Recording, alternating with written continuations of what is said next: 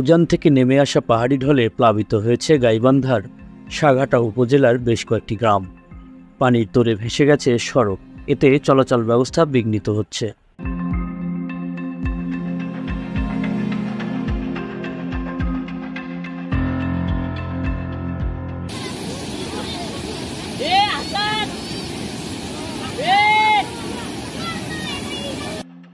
এখানে গতবারে বন্যা কবলিত ভাঙ্গা ছিল, ভাঙ্গা থাকার কারণে এখানে গাছ দিয়ে একটা কাঠের সেতু তৈরি করে দেওয়া হয়েছিল।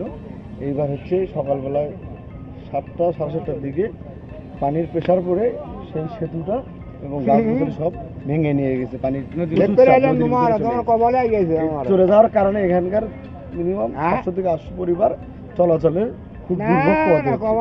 বাজারে যেতে গেলে 1-1.5 কিলোমিটার ঘুরে যেতে হচ্ছে।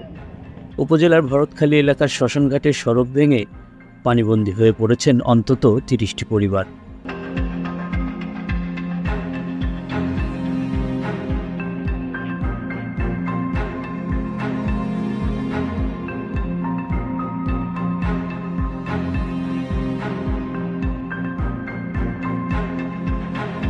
বুধবার যমুনা ব্রহ্মপুত্রের পানি হু হু করে ঢুকে পড়ে শ্মশানঘাট, উত্তরুল্লা, দক্ষিণ উল্লা সহ আশপাশের কয়েকটি গ্রামে।